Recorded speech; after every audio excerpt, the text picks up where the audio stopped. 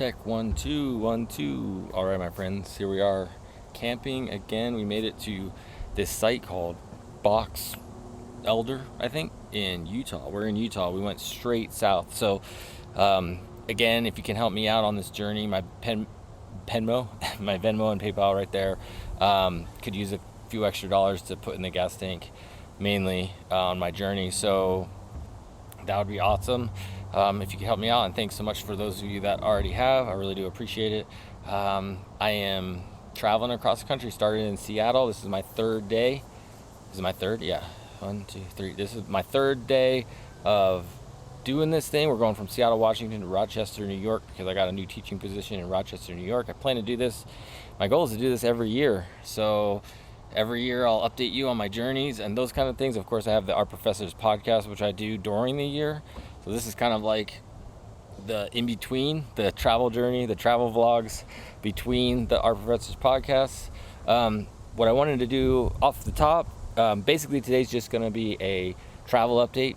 No politics today that I can think of, but this one little piece right here that I wanted to throw in is I just wanted to dedicate this little journal today to all the farmers and ranchers and agricultural people out there in our world, in our land, in our country that are providing us with the food and to eat in our, I think they're like unsung heroes in a lot of ways, because it's not glamorous work, but there are people out there doing the work, and including the migrants that pick our food, including, like, there's so many people that are involved in this part of our society that we don't hear enough about and how it works. And I think a lot of us that live in the cities primarily don't understand, what it's like out in the great wide open, because it's just, I don't know. So I just want to give a shout out and thank you, and especially those, family run farms that have been able to stay away from like the GMOs and Monsantos and all those kind of things, stay away and fight capitalism kind of ruining our food and poisoning us. So hopefully, we can support more independent farmers. We can encourage more independent farmers, which brings me up another idea I was thinking about. I think we should find excuses not to automate as often as possible, but I'm going to talk about that in another post some other time. But hopefully, we have to have the people, us human beings, have to be taking care of our planet and taking care of our land and nurturing and cultivating it and growing our food. And thank you so much. Just basically the bottom line is thank you to everyone that does that kind of work. When I see them driving, across the country, lots of big acres and acres of farmlands, especially, and way out in the distance I see this plume of dust, and I look and I see, it's a combine or a tractor or something like that, and I call them the spice miners. These are our spice miners. They're cultivating our resources. So anybody knows that quote, knows that reference, jump in the comments and let me know what I'm talking about. All right, so that's just a shout out and thank you to all of our agricultural people, farmers, ranchers, and the like. Thank you so much. I just want to say that for doing what you do, and hopefully we can get more people into that lifestyle and culture, because it takes all of us to make this world go round, right? So the travel vlog. So I uploaded, and I don't know when this is going to get uploaded. I think I might be able to upload it tonight. I'm going to try to keep this under 10 minutes because it's easier to upload and stuff when they're under 10 minutes. What we did today, we got up pretty early. I ended up sleeping like a long time. I kind of crawled into bed around 6 or 7 and got up around 6 or 7. So I was like horizontal for like 12 hours. And by the morning I couldn't stay horizontal anymore. And I got up. It was when I woke up at the campsite I was last night, the pole something, it was really smoky. You could see the wildfire smoke in the trees. And then when I started my journey, the sun was really orange, because it was, even when it was up above the horizon pretty far, there was a lot of smoke in the air. So yeah, reminder of that as well. There's still wildfires, that kind of thing going on. I got up, packed up pretty early, just got out, didn't really, I went to Butte, so I made it on the Highway 1, went through this town called Anaconda, like the snake, I think. Crazy little town. I would love to go back there sometimes and just spend some time in there, because it reminded me of Philadelphia, actually. Like the way the houses, they're all built right next to each other, and it kind of had this, I don't know, this Philadelphia vibe to me. But because I spent a little time in Philadelphia, and just reminded me of that kind of idea. But it seemed like a cute little town, smelting, or like, I don't know, smelting town or something. Like, I don't know what it was founded on, but that kind of idea. And then I went to Butte and spent an hour and a half in Butte, because I went to this little coffee shop, Mountain something. I posted about it before, I can't remember.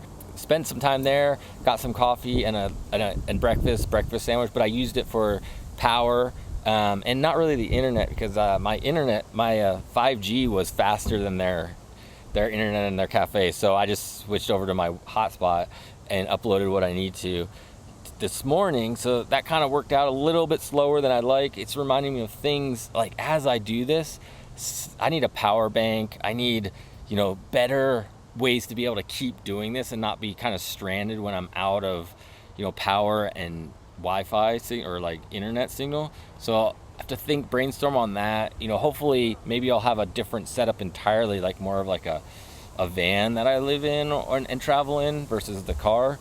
So we'll see how that rolls out in the future. But for now, like as it stands now, definitely need a power bank, so I'm not worried about power, and some way to get Wi-Fi so I'm not reliant on just my signal, and maybe like I don't know. I don't like Starlink because it's a Musk thing, and I'm not a fan of Elon Musk. So we made it to Butte, spend a little time in there. Again, cute little town. I think I figured out the issue with my car. I think it is the power steering is acting a little funny, because it only does it when I'm standing still, but when I'm moving and turning, it doesn't do the little knocking thing. So I think, if my power steering goes out, that's no big deal. I can still drive. So I think that's what it is. Fingers crossed, it's not a big deal, and I'll make it across the country with no problem. So you'll have to, obviously, some of these things I'll talk about, you'll have to be watching the series to know kind of what I'm talking about. But we jumped on the 15, which drops down out of Butte, and went all the way down the 15. Again, I've said this in the past, Montana is a beautiful state, amazing, I love it. I want to spend more time in Montana, because I highly recommend everybody should visit some parts of Montana. Beautiful state. The 15 was a very enjoyable drive down south. The only thing I didn't like about it, really just for me, is like I didn't go east at all. So it was just it was like straight vertical to the south, and it feels a little weird because I'm trying to go east, but I didn't go east at all. But tomorrow it's all east from here on out, so that's good. But the 15 was awesome all the way through until it got to a little bit like 20, 30, 40 miles into Idaho again, and then it got kind of boring and flat. And then once it started to get to Utah again, it started to get interesting again. I don't know if it's just me or if it's a reality, but whenever I'm driving through Idaho, it just seems off. It like seems a little more run down. It seems like just doesn't seem as like happy or something. I don't know. You do with what you will with that idea. But then we made it to Utah, spent some time, obviously right away, saw praise Jesus signs all over the place. So we're in Mormon country now for sure. But we're luckily in a campsite that's just off the freeway kind of. So I like that much better than having to go miles inland off of the freeway.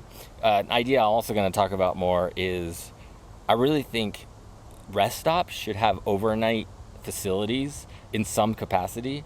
I'll save that for another video, but basically the idea is, a 12-hour and maybe check-in parking spot with a little place for a tent if possible, and hosted as well, like make sure they're staffed. And how that happens, I don't know, there's a lot of ways to make that possibility. That's something I would pay taxes for, to have hosted, because it's just like, if somebody's traveling a lot, it would be awesome to have a low cost, safe, and there's something else in there, low cost and safe and convenient place to stay and not have to. Hotels are too expensive. Even campsites can get kind of expensive. Campsites can get kind of far away.